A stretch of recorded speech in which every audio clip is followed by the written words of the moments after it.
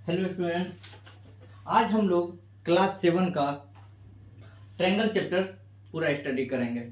आते हैं हम लोग पूरा बेसिक से एकदम समझने का कोशिश करते हैं। सबसे पहले जानते हैं हम लोग कि ट्रायंगल होता क्या है। देखिए, ट्रायंगल जानने से पहले जान लीजिए थोड़ा सा लाइन सेगमेंट हम जो है तो आप लोगों को क्लास 7 का जो लाइन एंड एंगल्स चैप्टर है उसमें हम पढ़ा चुके हैं। लाइन सेगमेंट क्या होता है कि कोई भी लाइन का अगर एंड पॉइंट हमको पता है तो उसको बोलते हैं लाइन सेगमेंट। अब जैसे यहां पर हम लोग आते हैं तो कोई भी पॉलीगन जो 3 लाइन सेगमेंट से क्लोज्ड हो, घिरा हुआ हो, कोई भी पॉलीगन जो 3 लाइन सेगमेंट से घिरा हुआ हो उसको हम लोग बोलते हैं ट्रायंगल बोलते हैं। ट्रायंगल जो है, ट्रायंगल में देखिए 3 वर्टिसेस होता है, इसको बोलते हैं वर्टिसेस ए बी सी, इसको बोलते हैं वर्टिसेस बोलते हैं। ठीक है, तो 3 वर्टिसेस होता है, 3 साइड होता है A B B C A C, 3 side होता है। इसमें एंगल भी 3 होता है। एंगल ये हो गया angle A, angle B, angle C. Angle A को हम लोग एंगल बी ए सी भी बोल सकते हैं, एंगल बी को एंगल ए बी सी भी बोल सकते हैं। जो एंगल रहता है वो बीच में हमेशा रहता है, याद रखिएगा। एंगल सी को अगर डिनोट करना है तो इसको बीच में रखिए, तो ए बी सी बोल सकते हैं, एंगल ए बी सी। तो 3 एंगल होता है, 3 साइड होता है और 3 वर्टिसेस होता है। ठीक है बच्चों, अब हम लोग आते हैं टाइप्स ऑफ ट्रायंगल। तो देखिए, ट्रायंगल जो है तो साइड के अकॉर्डिंग 3 टाइप्स का होता है। अगर सारा साइड डिफरेंट रहे, ऑल साइड डिफरेंट, सारा साइड अगर अलग अलग रहता है तो इस ट्रायंगल को हम लोग बोलते हैं स्केलेन ट्रायंगल। जैसे मान लीजिए एक साइड है 5 सेंटीमीटर, एक है 6 सेंटीमीटर और एक है 7 सेंटीमीटर। तो तीनों साइड अगर अलग अलग रहे तो उसको हम लोग बोलेंगे स्केलेन ट्रायंगल बोलेंगे। अगर कोई 2 साइड इक्वल है, किसी भी ट्रायंगल में अगर कोई 2 साइड इक्वल है तो उसको हम लोग बोलेंगे आइसोसेलेस ट्रायंगल, है ना। आइसोसेलेस ट्रायंगल क्या होता है? 2 साइड इक्वल होता है, 2 sides are equal, 2 sides equal, इसको बोलेंगे हम लोग आइसोसेलेस बोलेंगे। और इक्विलैटरल ट्रायंगल उसको बोलते हैं जिसका ऑल साइड्स क्या हो? इक्वल हो, जिसका सभी साइड इक्वल हो उसको बोलेंगे इक्विलैटरल ट्रायंगल। तो ऑल साइड्स आर इक्वल, यानी कि अगर हम पूछे आपसे कि ऑल साइड अगर डिफरेंट रहे, अलग अलग रहे तो स्केलेन, 2 साइड इक्वल रहे आइसोसेलेस, अगर ऑल साइड सेम रहे तो इक्विलैटरल ट्रायंगल होता है। ये हो गया साइड के अकॉर्डिंग, आपका हो गया 3 टाइप्स ऑफ ट्रायंगल होता है। अब हम लोग आते हैं एंगल के अकॉर्डिंग कितना टाइप्स ऑफ ट्रायंगल होता है। तो एंगल के अकॉर्डिंग भी 3 टाइप्स ऑफ ट्रायंगल होता है। एक होता है एक्यूट एंगल ट्रायंगल, यानी कि अगर उसका सारा angle each angle less than 90 degree, each angle less than 90 degree, यानी कि सबका सब एंगल अगर किसी ट्रायंगल में 90 डिग्री से छोटा हो, सारा एंगल अगर 90 डिग्री से छोटा हो तो उसको हम लोग बोलेंगे acute angle triangle. Right angle triangle, अगर एक एंगल 90 डिग्री हो, ठीक है, एक एंगल, वन एंगल अगर इसका हो 90 डिग्री तो इसको बोलेंगे हम लोग राइट एंगल ट्रायंगल। और ऑब्ट्यूज एंगल ट्रायंगल उसको बोलेंगे अगर वन एंगल अगर इसका ग्रेटर देन 90, अगर एक एंगल 90 डिग्री से ज्यादा हो, जैसे 120, 150, इस तरह से अगर एक भी एंगल 90 से ज्यादा रहता है उसको हम लोग बोलेंगे ऑब्ट्यूज एंगल ट्रायंगल बोलेंगे। और अगर तीनों एंगल 90 से कम है तो उसको हम लोग बोलेंगे एक्यूट एंगल ट्रायंगल। और अगर एक एंगल 90 के बराबर है तो इसको हम लोग बोलेंगे राइट एंगल ट्रायंगल। तो बच्चों, इस तरह से मेरा टाइप्स ऑफ ट्रायंगल खत्म हो गया। अब यहां पर हम लोग आते हैं, अब देखिए एक होता है ऑपोजिट साइड। अगर हम आपसे पूछे कि वर्टिसेस ए के ऑपोजिट साइड क्या है, ऑपोजिट का मतलब होता है आमने सामने। तो देखिए एंगल ए या वर्टिसेस ए के ऑपोजिट साइड तो बीसी, वर्टिसेस सी के ऑपोजिट साइड तो ए बी, या एंगल बी के ऑपोजिट साइड तो ए सी। एंगल भी ये है और वर्टिसेस भी है, पॉइंट भी क्या है? वर्टिसेस हो गया। और ये एंगल अगर हम लोग निकालते हैं एंगल बी तो सी भी है, ये एंगल भी है। तो इसका ऑपोजिट, जो आमने सामने वाला चीज रहता है उसको बोलते हैं वर्टिस, ऑपोजिट बोलते हैं। ऑपोजिट साइड समझ में आ गया। ऑपोजिट एंगल अगर हम पूछेंगे बीसी जो साइड है इसका ऑपोजिट एंगल क्या है, क्या बोलिएगा? Angle A. एसी साइड का ऑपोजिट एंगल क्या है? Angle B. एबी साइड का ऑपोजिट एंगल क्या है? Angle C. और अगर पूछा जाएगा ऑपोजिट वर्टिसेस, अगर पूछे बीसी साइड का ऑपोजिट वर्टिसेस क्या है तो पॉइंट ए। एसी साइड के ऑपोजिट वर्टिसेस क्या है? Point B. A B side का ऑपोजिट वर्सेस क्या है, तो पॉइंट सी। इस तरह से आप लोग जो है निकाल सकते हैं ऑपोजिट साइड, यानी कि आमने सामने वाला चीज। साइड दे देगा आपको, एंगल पूछ देगा या वर्सेस पूछ देगा, वर्सेस दे दिया तो साइड पूछ देगा, तो वो चीज आपको मालूम होना चाहिए। अब हम लोग आते हैं इंटीरियर किसको बोलते हैं, एक्सटीरियर किसको बोलते हैं और बाउंड्री पे किसको बोलते हैं, समझिएगा। इंटीरियर पॉइंट ट्रायंगल का वह पॉइंट होता है जो कि ट्रायंगल के अंदर लाई करता हो। जैसे इसमें हम लोग कुछ पॉइंट ट्रायंगल के अंदर डाले हैं, जैसे पी क्यू आर, तो पी क्यू आर क्या हो गया, इसका इंटीरियर पॉइंट हो गया। पी क्यू आर ये हो गया इसका इंटीरियर पॉइंट हो गया। बाउंड्री, बाउंड्री पे कौन कौन सा पॉइंट है ऑन द बाउंड्री, तो कौन सा, टी और एस, तो टी और एस हो गया इसका on the boundary of triangle. और एक्सटीरियर पॉइंट तो देखिए यहां पर यू और वी, यू और वी जो है वो एक्सटीरियर पॉइंट है। ट्रायंगल का एक्सटीरियर पॉइंट कौन कौन है, यू और वी है। और अगर पूछता ट्रायंगुलर रीजन, ट्रायंगुलर रीजन बोला जाएगा जब भी, ट्रायंगुलर रीजन कि ट्रायंगल का रीजन में कौन कौन सा है, तो याद रखिएगा इंटीरियर और बाउंड्री का जितना भी पॉइंट होता है सब ट्रायंगुलर रीजन के अंदर आता है। ट्रायंगुलर रीजन में P Q R S T S सब आएगा, है ना। तो ट्रायंगल रीजन ये हो जाएगा ट्रायंगुलर रीजन। ट्रायंगल के रीजन में कौन कौन है, तो याद रखिएगा पी क्यू आर और टी एस, ये पांचों पॉइंट जो है सबका ट्रायंगल रीजन में है। यानी जितना भी इंटीरियर पॉइंट है और बाउंड्री पे जितना भी पॉइंट है सब आपका ट्रायंगुलर रीजन में कहलाएगा। ठीक है बच्चों, इसको थोड़ा सा नोट डाउन कीजिए आप।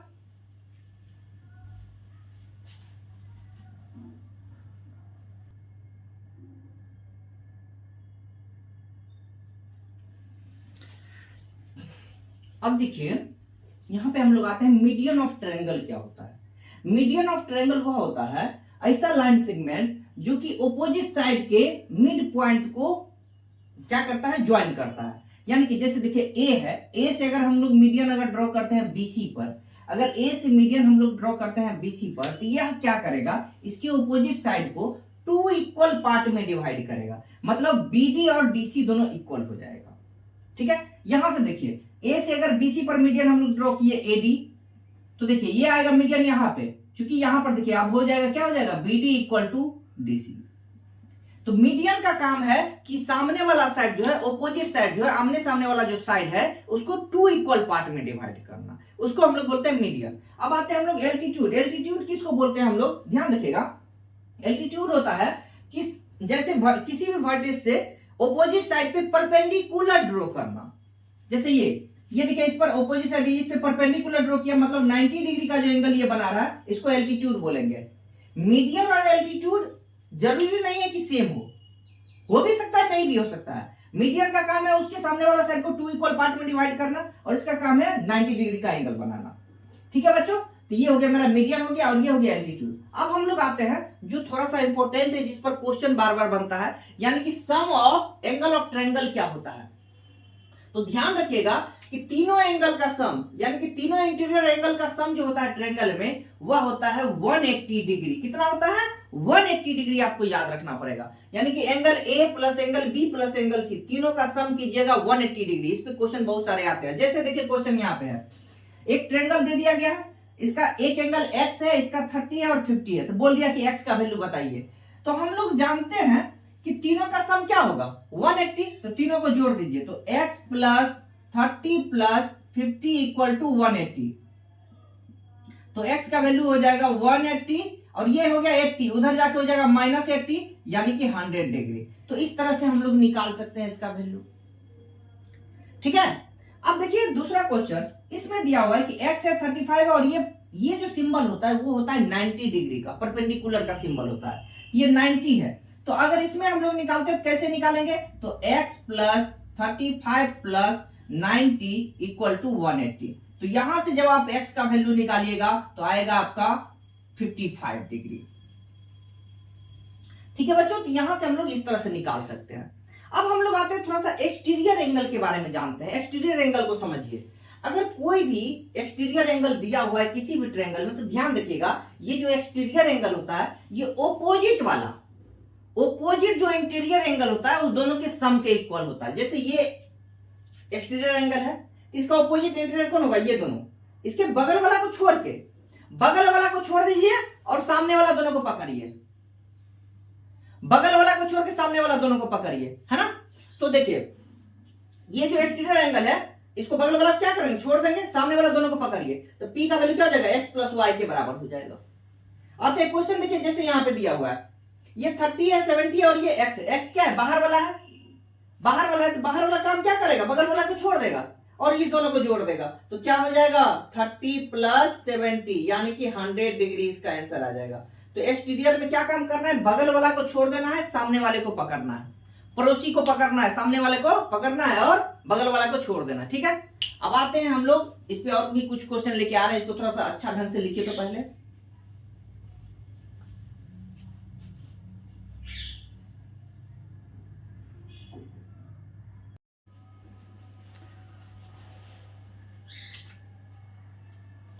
हेलो बच्चों, अब देखिए हम लोग एक्सटीरियर एंगल के बारे में जान रहे थे, तो यहां पर देखिए, यहां पे समझिए आप कि जैसे ये जो एक्सटीरियर एंगल होगा किसका, इस दोनों का होगा, तो यहां पर हम लोग क्या कर सकते हैं, इस दोनों का सम जो है इसके इक्वल करेंगे, यानी कि 2x प्लस 3x क्या हो जाएगा 100 के इक्वल, तो यहां से मेरा 5x आएगा 100, तो x का वैल्यू हो जाएगा 100 बाय 5 यानी कि 20, तो x का वैल्यू 20, तो 2x का वैल्यू 2 इंटू 20 कितना हो जाएगा 40, और 3x का वैल्यू हो जाएगा 3 इंटू 20 60। ठीक है बच्चों, अब समझिए यहां पर देखिए, ये भी उसी तरह है, एक्सटीरियर एंगल की प्रॉपर्टी पे है, x और x दिया हुआ है, तो इस दोनों का सम क्या होगा 100 के इक्वल, क्योंकि देखिए हमेशा याद रखिएगा कि एक्सटीरियर एंगल जो होगा ऑपोजिट वाले इंटीरियर एंगल के सम के बराबर होगा, ठीक है। तो यहां पर x और x को जब हम लोग ऐड करेंगे तो आएगा 100, तो 2x इक्वल टू 100, तो x का वैल्यू आ जाएगा आपका 100 बाय 2 यानी कि 50। तो ये क्वेश्चन भी आपका बन के तैयार हो गया। अब समझिए इस क्वेश्चन को कैसे हम लोग बनाएंगे, समझिए अगर हम लोग देखते हैं इस ट्रायंगल में, पहले इस ट्रायंगल में यानी ए बी सी, इसका नाम डी, अगर ट्रायंगल एबीसी में देखते हैं, ट्रायंगल एबीसी, तो इस तीनों का सम क्या होगा 180, तीनों का सम 180, तो मेरा लिख सकते हैं हम लोग x plus 60 plus 70 equal to 180, तो यहां से मेरा आ जाएगा x प्लस 130 इक्वल टू 180, और x का वैल्यू हो जाएगा 180 माइनस 130 यानी कि 50 डिग्री, तो यहां से हम लोग ऐसे निकाल सकते हैं इसका वैल्यू, ठीक है। अच्छा अब देखिए ध्यान से, इस ट्रायंगल के लिए ये जो है क्या है, एक्सटीरियर एंगल है कि नहीं है, तो यहां से y का वैल्यू हम लोग क्या कर सकते हैं, इसके ऑपोजिट वाले दोनों को सम कर सकते हैं, यानी y का वैल्यू मेरा आ जाएगा 60 प्लस 70 यानी कि 130। ठीक है बच्चों, y का वैल्यू क्या हो गया मेरा 60 प्लस 70 130, या हम लोग ऐसे भी बना सकते थे, लाइन्स एंड एंगल्स में हम आप लोगों को बताए थे कि ये जो होता है स्ट्रेट लाइन पर जो एक एंगल बनता है दोनों साइड, उसको हम लोग लीनियर पेयर बोलते हैं, तो इस दोनों का सम भी होगा 180, तो अगर आप x प्लस वाई को जोड़ के 180 के इक्वल कीजिएगा तो वहां से भी आपका y का वैल्यू 130 आ जाएगा, ठीक है। अब हम लोग आते हैं z का वैल्यू निकालेंगे, देखिए ये वैल्यू मेरा 130 आ चुका है, अब z, तो ये तीनों का सम यानी कि z प्लस 30 प्लस 130 कितना आ जाएगा 180, तो यहां से z का वैल्यू आ जाएगा 180 माइनस 160 यानी कि 20 डिग्री। तो इस तरह से मेरा ये सारा क्वेश्चन हो गया है, इसको अच्छा से नोट डाउन कीजिए, इससे आगे का क्वेश्चन बता रहे हैं।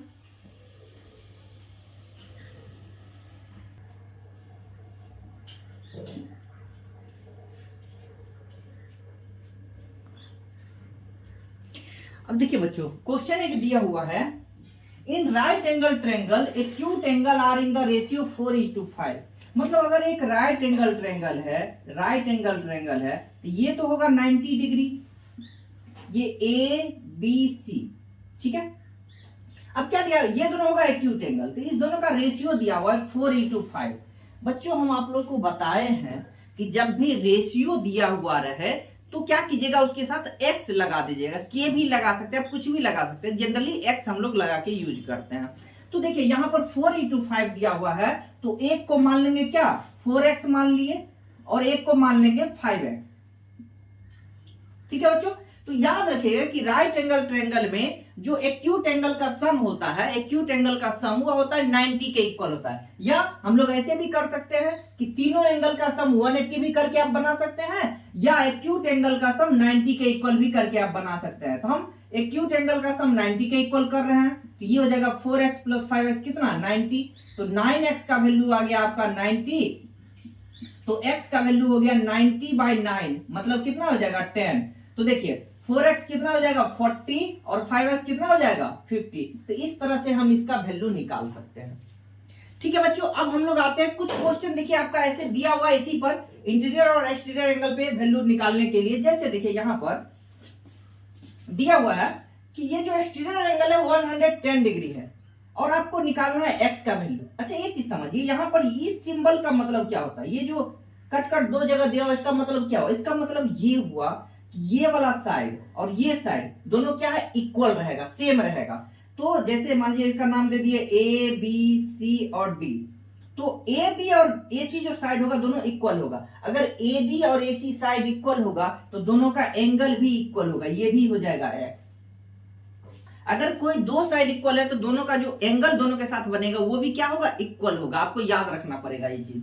ठीक है, अब देखिए यहाँ पे तो अब समझिए ये जब 110 है, जब ये 110 है और ये x, ये दोनों क्या है लीनियर पेयर बना रहा है, लीनियर पेयर, तो इसका सम हो जाएगा 180 के इक्वल। तो x प्लस 110 इक्वल टू 180, तो यहां से x का वैल्यू क्या आ जाएगा 180 माइनस 110 मतलब 70 डिग्री। ये भी 70 हो जाएगा, ये भी 70 हो जाएगा, तो आपका x का वैल्यू 70 डिग्री आ गया है।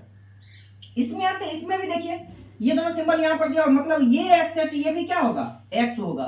अब इसमें तो एक्सटीरियर एंगल वाला केस नहीं है, तीनों का तीनों क्या है इंटीरियर एंगल है। तो जब तीनों इंटीरियर एंगल रहे तो तीनों का सम हम लोग 180 के इक्वल करेंगे। आते हैं देखिए x प्लस 100 इक्वल टू क्या हो गया 180, तो ये हो गया मेरा 2x प्लस 100 इक्वल टू 180। तो यहां से 2x का वैल्यू आएगा 180 माइनस 100 यानी कि 80, तो x का वैल्यू होगा 80/2 यानी कितना 40 डिग्री। तो इस तरह से वैल्यू हम लोग इसका निकाल सकते हैं। तीसरा क्वेश्चन देखिए यहाँ पर क्या दिया हुआ है, ये x है और ये दिया हुआ है 90। अच्छा ये दोनों साइड फिर से इक्वल दिया हुआ है मतलब ये भी क्या होगा x होगा, मतलब तीनों का सम हम लोग कितना करेंगे 180 के इक्वल। तो x प्लस 90 इक्वल टू 180, तो 2x इक्वल टू 180 माइनस 90 और x का वैल्यू क्या हो जाएगा 90/2 मतलब 45 डिग्री। तो इस तरह से बच्चों हम लोग इसका वैल्यू निकाल सकते हैं। यहां पे देखिए इसमें भी क्या दिया हुआ दोनों साइड इक्वल है मतलब ये x है तो ये भी क्या होगा x होगा और ये 120, तीनों को जोड़ लीजिए तो x प्लस 120 इक्वल टू 180। तो यहां से आएगा 2x इक्वल टू 180 माइनस 120, ये 20 जाकर उधर माइनस हो जाएगा तो आ जाएगा 60, तो x का वैल्यू आ गया 60/2 यानी कितना 30 डिग्री। इस वाले क्वेश्चन में आइए समझिए, इस क्वेश्चन में अच्छा क्वेश्चन है। जब ये 90 है तो ये भी क्या होगा 90, वर्टिकली ऑपोजिट एंगल हम बताए थे आप लोग को लाइंस एंड एंगल्स चैप्टर में, ये क्या होगा वर्टिकली ऑपोजिट एंगल, तो ये दोनों क्या हो जाएगा सेम हो गया। अब समझिए जब ये x है और ये दोनों साइड इक्वल है तो ये x है तो ये भी क्या होगा x होगा, तो इस तीनों का सम मेरा आ गया 180 यानी कि x प्लस 90 इक्वल टू 180। तो यहां से जब आप निकालिएगा 2x इक्वल टू 180 माइनस 90 तो x का वैल्यू आएगा 90/2 यानी कि 45। अच्छा बच्चों एक बात समझिए, x का वैल्यू आ गया 45। अच्छा यहाँ पर ये जो x और y है ये क्या बना रहा है, ध्यान से देखिए ये बना रहा है लीनियर पेयर। लीनियर पेयर मतलब x प्लस y का वैल्यू मेरा कितना होगा 180 डिग्री होगा और x का वैल्यू 45 उधर जाएगा तो y का वैल्यू 180 माइनस 45 यानी कि 135 डिग्री हो जाएगा। तो इस तरह से आप इस क्वेश्चन को बना सकते हैं। इसको जल्दी से नोट डाउन कीजिए। तो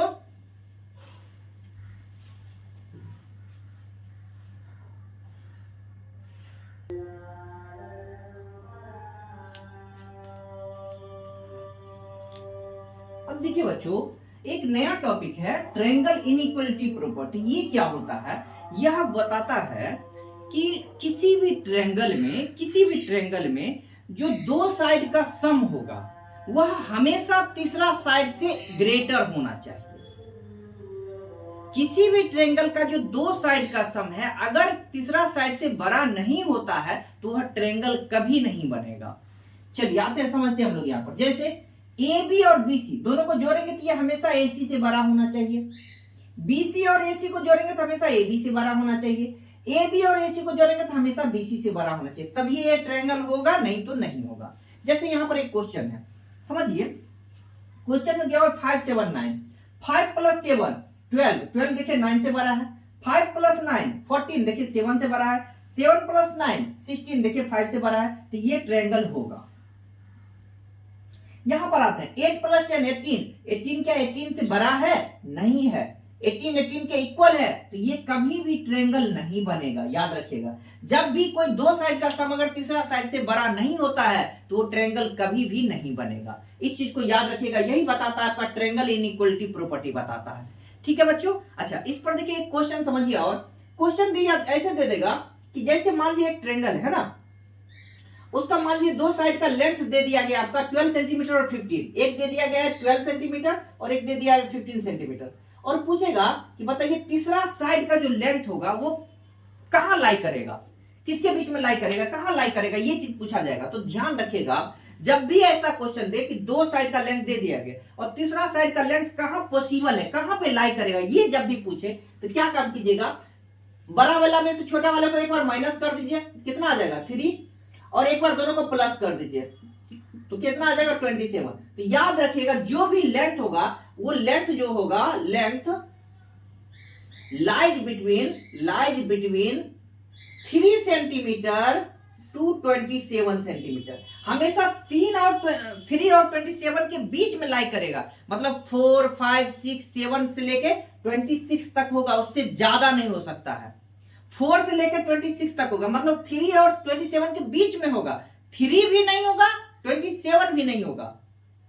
ठीक है, क्या हो जाएगा, 3 से बड़ा होना चाहिए और 27 से छोटा, ये ध्यान रखिएगा।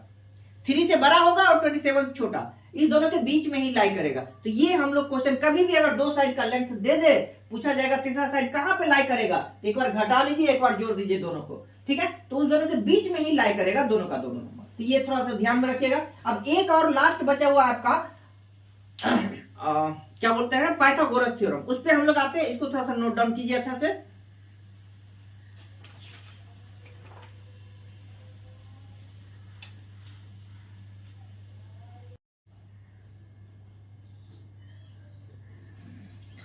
देखिए बच्चों, अब हम लोग आते हैं राइट एंगल ट्रायंगल में पाइथागोरस थ्योरम। समझिए क्या होता है। जैसे एक राइट एंगल ट्रायंगल है एबीसी, तो जो 90 डिग्री के सामने वाला जो साइड होता है, 90 डिग्री के सामने वाला साइड, उसको हम लोग बोलते हैं हाइपोटेनस बोलते हैं। 90 डिग्री के सामने वाले साइड को हाइपोटेनस बोलते हैं। ठीक है, और थीटा के जो सामने रहता है उसको परपेंडिकुलर बोलते हैं। तो देखिए तीन चीज होता है इसमें, एक होता है परपेंडिकुलर, एक होता है बेस और एक होता है हाइपोटेनस। ठीक है, तो 90 डिग्री के सामने वाले को हम लोग बोलेंगे हाइपोटेनस। और अगर मान लीजिए थीटा नहीं दिया हुआ है, किसी एक को परपेंडिकुलर मान लीजिए, किसी एक को बेस मान लीजिए। ठीक है, हम लोग ऐसे मान के बना सकते हैं। ये हो गया। अब देखिए इस तीनों में रिलेशन क्या होता है, जो हाइपोटेनस का स्क्वायर होता है वो होता है परपेंडिकुलर स्क्वायर प्लस बेस का स्क्वायर, यानी इसका स्क्वायर प्लस इसका स्क्वायर के बराबर होगा। ध्यान रखिएगा, ऐसे ही हम लोग निकालते हैं। चलिए इसको हम शॉर्ट में कुछ बता देते हैं। जैसे अगर h का वैल्यू निकालना हो तो आप ये भी यूज कर सकते हैं, √p² प्लस b²। अगर मान लीजिए p का वैल्यू निकालना हो तो लिख सकते हैं √h² माइनस b²। और अगर b का वैल्यू निकालना हो तो लिख सकते हैं √h² माइनस b²। ठीक है बच्चों, अब देखिए एक क्वेश्चन यहाँ पर आते हैं हम लोग। देखिए क्वेश्चन क्या दिया हुआ है, तो समझिए इस पे 4-5 क्वेश्चन हम लोग अच्छा क्वेश्चन कर लेंगे ताकि ये चैप्टर पूरा मेरा खत्म हो जाए। आते हैं, दिया हुआ है a tree is broken at a height of 5 metre. एक पेड़ है, ठीक है, जैसे देखिए एसी इसका हाइट है पूरा, यहां से क्या हुआ 5 मीटर का हाइट से ये टूट गया है, ब्रेक कर गया है, और इसका जो ऊपर वाला पार्ट जो है, ठीक है, वो जो है ग्राउंड से यहाँ पे आके अटैच हुआ है, ये यहां से टूट के यहाँ पे आके अटैच हुआ है। तो ये जो ऊपर वाला जो टॉप पोर्शन है इस ट्री का, वो ग्राउंड से 12 सेंटीमीटर के डिस्टेंस पे टच हुआ है। ठीक है, तो पूछ रहा है कि इस ट्री का हाइट क्या होगा। तो समझिए ध्यान से, इस ट्री का हाइट क्या होगा, ये जो एरिया 5 है और प्लस ये, अगर इस दोनों को जोड़ देंगे हम लोग तो वही उसका हाइट हो जाएगा। तो ये एक्चुअली में क्या है, यही एक्चुअली में देखिए यहाँ पर आ गया है BC आ गया है। तो अगर हमको बीसी निकल जाएगा तो ए बी प्लस बीसी करेंगे तो वही मेरा इस ट्री का क्या हो जाएगा, हाइट हो जाएगा। ठीक है, अब आते हैं, देखिए ये मेरा क्या बन के आ गया है, एक राइट एंगल ट्रायंगल बन गया। क्या बन गया है, राइट एंगल ट्रायंगल। अब राइट एंगल ट्रायंगल है तो हम लोग इसको कैसे बनाएंगे समझिए। ये मेरा हो गया परपेंडिकुलर, ये हो गया बेस और ये हो गया हाइपोटेनस। तो देखिए बच्चों, हाइपोटेनस निकालने का फॉर्मूला क्या है, हाइपोटेनस निकालने का फॉर्मूला मेरा क्या है, under root perpendicular square plus base square, और हाइपोटेनस क्या है, बीसी है। तो इसका वैल्यू देखिए क्या हो रहा है, इसका वैल्यू हो रहा है अंडर रूट टी कितना है 5, तो 5 का स्क्वायर प्लस 12 का स्क्वायर, तो ये हो गया अंडर रूट 25 प्लस 144 यानी कि रूट अंडर 169। तो बताइए बीसी का वैल्यू मेरा कितना हो गया, रूट 169 का होता है 13 सेंटीमीटर, 13 सेंटीमीटर। तो बच्चों जब हाइट ऑफ ट्री पूछा जाएगा, हाइट पूछा जाएगा ट्री का, तो क्या होगा, ए बी प्लस में बीसी। तो ए बी मेरा कितना है 5 है और बीसी मेरा कितना है 13, तो कितना हो गया 18 सेंटीमीटर इसका आंसर हो जाएगा। तो इस तरह से बच्चों हम लोग इस क्वेश्चन को बना सकते हैं। इस पर हम 3-4 क्वेश्चन प्रैक्टिस के लिए आप लोगों को ग्रुप में भेज देते हैं, ठीक है, वहां से आप चाहे तो इसको बना सकते हैं। इसको थोड़ा सा नोट डाउन कीजिए।